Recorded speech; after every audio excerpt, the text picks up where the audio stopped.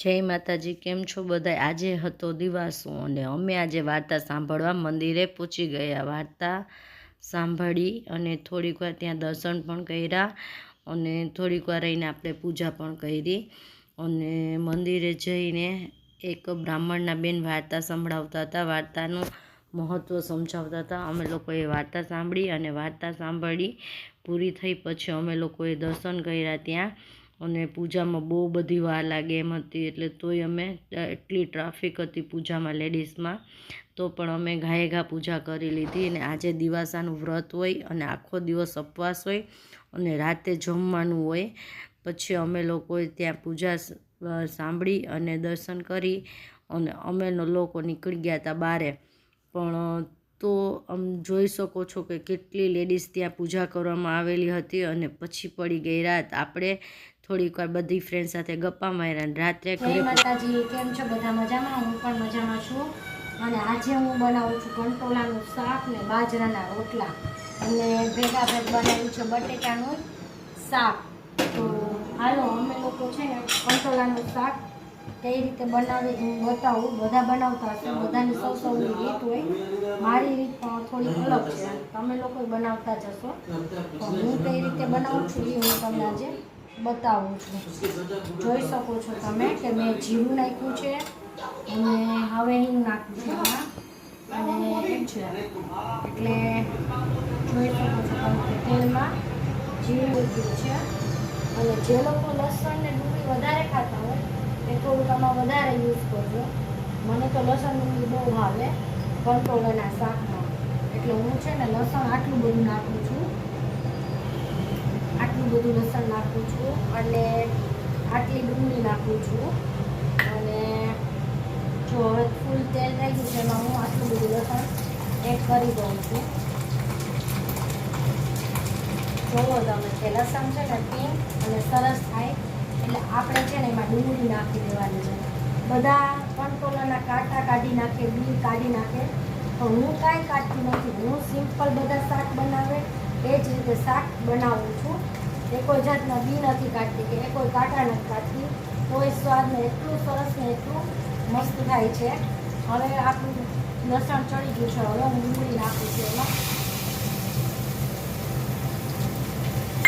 હવે આ ડુંગળીને આમાં મેં નાખી દીધી. ડુંગળી 5 મિનિટ છે ને પિંક થાય ને એ ત્યાં લગીને આમાં આપણે છોડવાની છે કે જોઈ શકો છો આ રીતે લસણની કળી ચડી ગઈ છે અને હવે ડુંગળી તેની ચડી જશે. અને ત્યાં લગીને ચડે ત્યાં આપણે એક બાજુ મૂકી દઈએ તાવડી, એટલે આપણી એક બાજુની તાવડી પણ પક્કી થાય. ભેગા ભેગ કચરો ઉપાડી લેવાય બધો, એટલે પ્લેટફોર્મ થઈ જાય ક્લીન. અને હવે આપણી છે ને ડુંગળી પણ થઈ ગઈ છે પિંક. હવે આપણે છે ને એમાં એડ કરશું કંટોલા.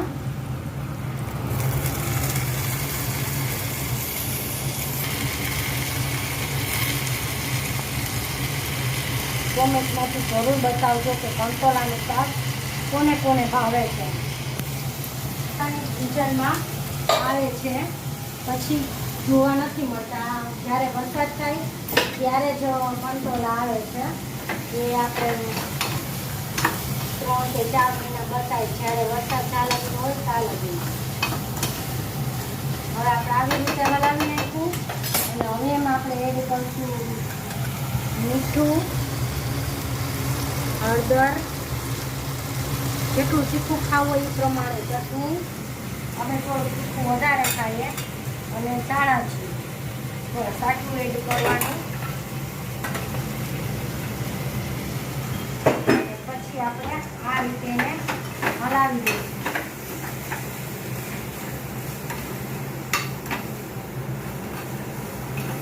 પછી આ રીતે હલાઈ જાય, જો મસાલા એકદમ આવી રીતે મિક્સ થઈ જાય પછી એમાં આપણે એડ કરવાનું છે થોડું. બતાવું કે કઈ રીતે. આમાં મેં થોડુંક પાણી આમાં નાખું છું, થોડુંક બસ આટલું.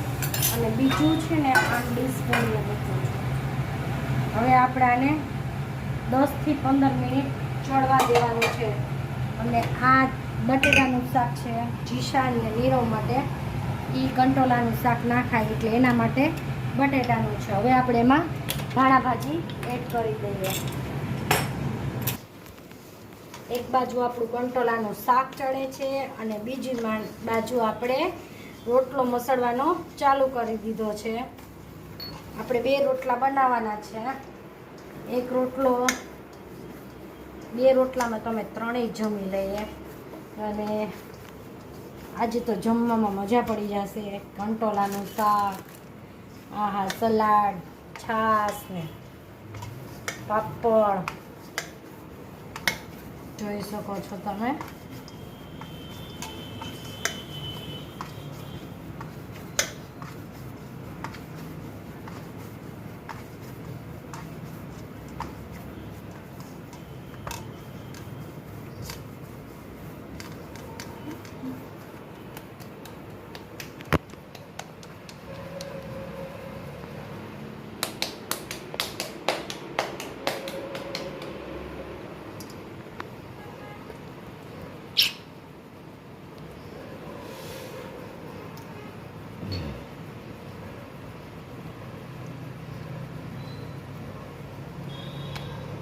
આવી રીતે રોટલો બનાવી લેવાનો. પછી બસ જો આવી રીતે ટીપવાનો એને.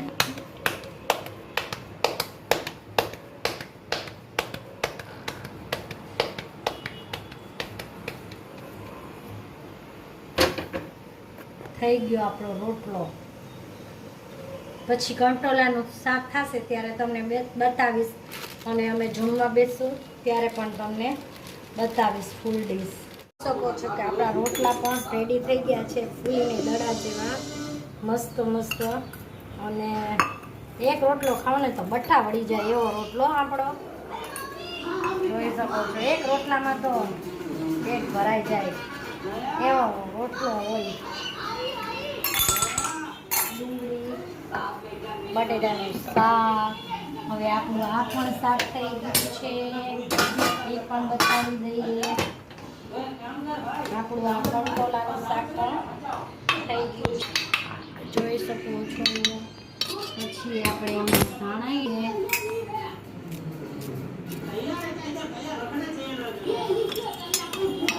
હવે આપણું મેન્યુ રેડી છે. હવે આપણે એક છાશ અને પાપડ જ રેડી કરવાના છે. પાપડનું પેકેટ પણ આપણે લઈ લીધું છે.